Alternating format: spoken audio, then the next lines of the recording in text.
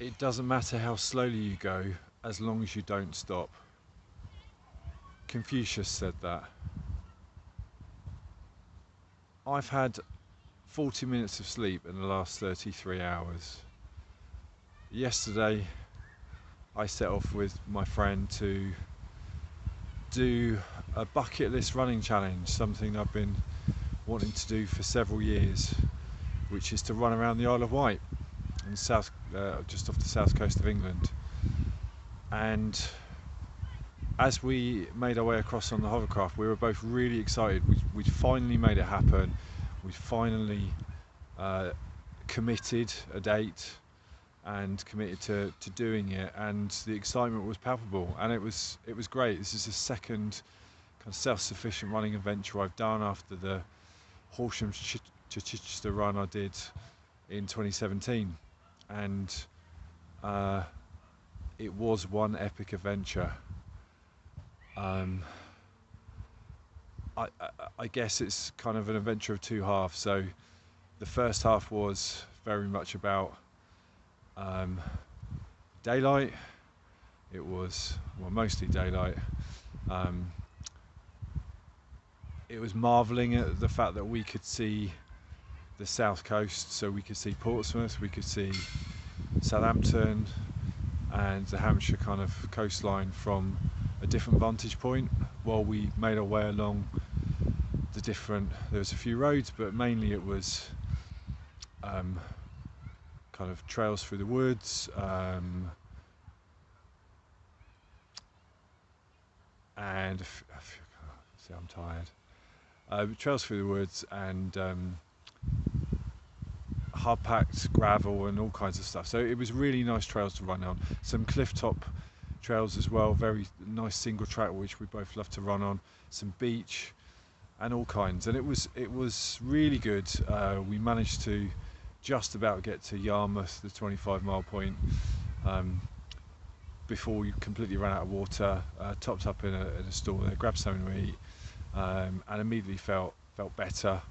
Kept checking in with each other along the way, which is always good to see how we're feeling.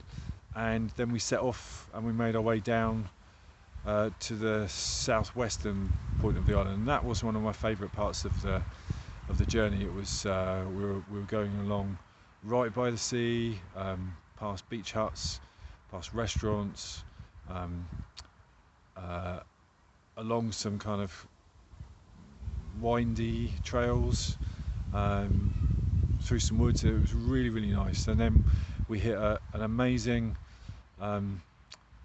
piece of the trail as we headed up.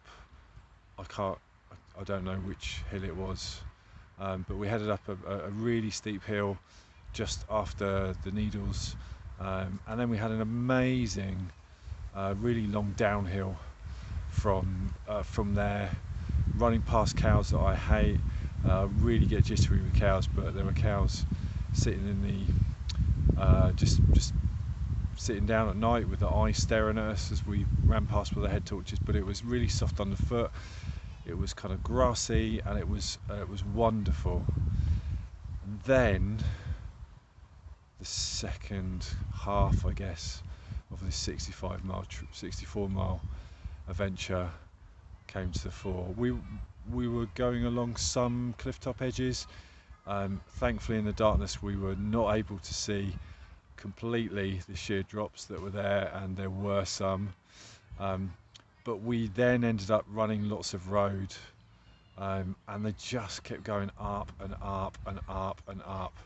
So we slowed down to a purposeful hike, and that really kind of characterised I guess from about 30 miles in for our run.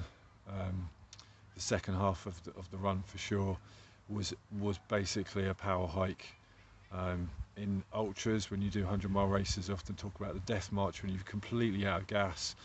Often people will end up, just walking, hiking in the last 10, 20, 30 miles. It's grim. It taxes you. It's mentally challenging, and that's where we found ourselves. So we were hiking with purpose with our head torches. We were going going up and up and up. Our legs were tired, our feet were getting battered, and it was dark for about 10 hours. So really took a toll mentally. And there were many times where we both thought, oh, I'm done. Now we both knew inside that we weren't, and that we would carry on and we would get it done because we've got enough experience to do that. But what I wanted to share was that if you are struggling with a challenge that you've got, you've just started running, you just started a new hobby, you started a new job, and you're just thinking, I'm never going to do this. I can't continue. It's not going to work. This is not for me. Stick with it. Because as long as you are making progress, as long as you're moving forward, you will make progress, and you will eat away at the distance or the challenge or the target or whatever it might be, and you will get there. Don't give up. I'm absolutely battered. I feel worse than I did after some of my 100-mile races last year. I've staggered down to the local shop because I'm very, very hungry and I need some additional chocolate and stuff like that, and crisps, and I crave all that kind of stuff after a really long run. And but we did it. We got it done. And on reflection, you always think, fantastic, what an adventure. Over time we start to forget the things that were really painful, and then we sign up for another race or another adventure. So I'm sure that will happen. But I wanted to share this now. I'm really, like I say, I'm really tired. Do wonder why we do these things, but that's been on my bucket list for years, and I'm really glad I've done it, and I'm really glad we pushed through, and you can too. So keep moving forwards, whatever the increments are, however slowly you feel like you're moving forwards, keep moving forwards, and you will get there. Win or learn, onwards, always onwards. This time round it wasn't with such a smile. Afterwards the smile came.